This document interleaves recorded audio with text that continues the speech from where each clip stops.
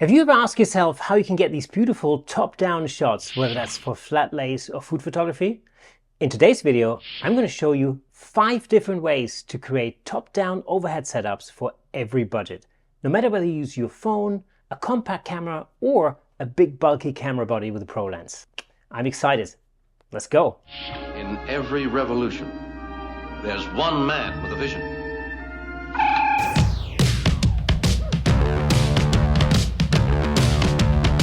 A few weeks ago, I made a video about how to shoot the perfect pizza, in which I used this setup to create an overhead camera rig.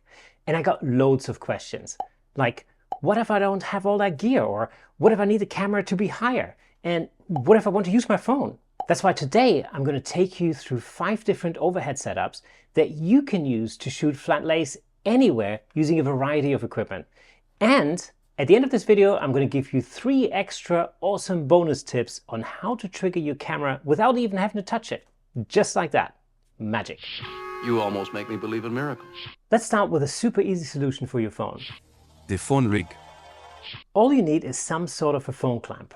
I'm using this one, the square jellyfish. It has a 1/4 inch screw hole at the bottom, and that's awesome because I'm going to attach it to an elbow, which is this articulated support arm that can hold up to 5 pounds, so no problem at all for my iPhone.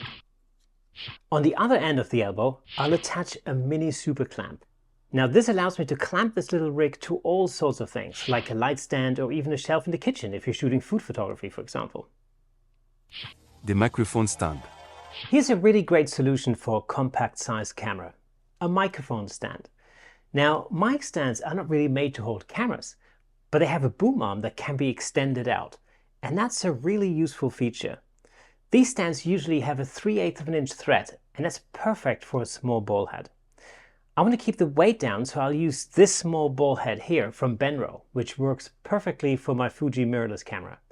What's cool about a mic stand is that you can raise or lower the stand depending on how close you want your camera to be to the subject. That can be very useful if you're shooting at a variety of focal lengths, for example. Here's the top tip. The further you extend the boom arm out, the easier it becomes for the mic stand to topple over. Use a sandbag or even a bag of peas or rice or something to weigh the base of the stand down and keep your camera safe. The tripod. Next up is a tripod, or more specifically a tripod with a 90-degree center column, like this Manfrotto 055 here. This works by pulling the center column all the way up and then moving it to a horizontal position. The advantage with the solution is that you can mount considerably heavier cameras and lenses to this because the whole setup is a lot sturdier. Even if the center column is not 100% at 90 degrees, that's not a problem. Just adjust the angle by moving around the camera on the ball head. You can now adjust the height of the whole rig by extending the legs of the tripod. What's great about this solution is that you can use the tripod for lots of other things. So it's super versatile. The C-stand. I know that in a professional environment, you'll often find overhead setups using C-stands. C-stands are amazing because they're rock solid and you can get wheels for them so you can easily move them around in the studio. C-stands come with what's called a grip head, which attaches to the C-stand's boom arm. On the other side of the grip head, you have these different diameter holes that allow you to attach all sorts of different things to them, like lights, microphones, reflectors, flags, and so on. I'm going to use a spigot so that I can now easily attach my ball head and simply adjust the boom arm and the camera angle either at the grip head or at the ball head to get into the exact position I need. One top tip here, don't run the top of the spigot straight into the 1/4 inch mount of your camera. You don't want to run the risk of bending that, especially if you're using a heavy lens. Next up is a really simple but very effective solution. The crossbar. All we need for this is a couple of light stands, 3 of these mini super clamps, a spigot, our ball head, and some kind of center pole. I'll use the center pole from my background stand, but any cheap curtain pole will do just fine. First, we'll attach a mini super clamp to the top of each light stand. What's great about these is that they have a 1/4 inch and a 3/8 inch screw hole, so it can go straight on the light stand without the need of an adapter. With the super clamps pointing up, we'll drop in the center pole and tighten the clamps. Easy.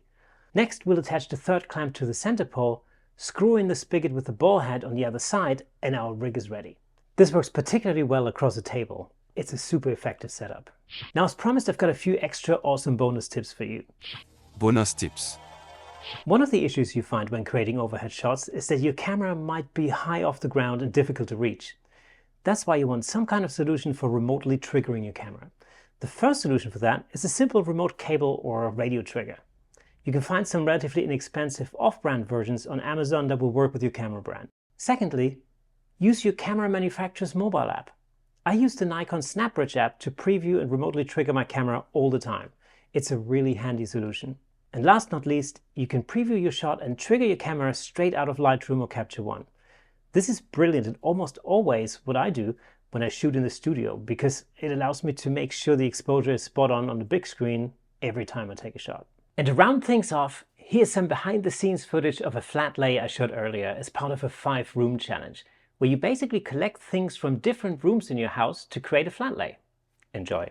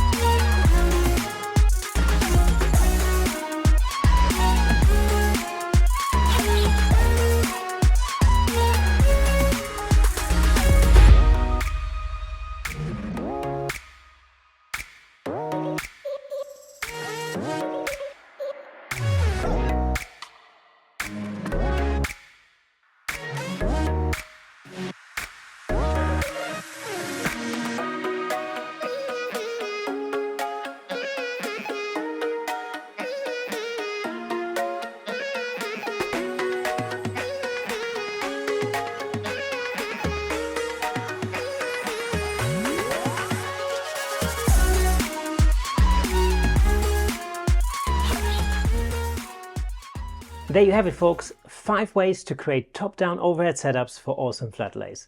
From using a simple phone clamp to microphone stands, light stands, and even DIY curtain poles, mounting your camera overhead doesn't need to break the bank. If you have any other ideas on how to mount your camera overhead, let me know. I'd love to hear it. As always, I want to see your flat lay images, so make sure you tag Platypod on Instagram and use the hashtag #PostMyPlatypod. And if you like this video, we have a button specifically for you right here. Join the community over on Facebook to see what other Platypod users are up to, and ring the bell so you don't miss our regular videos. That, my friends, is all for today, and I'll see you again next time.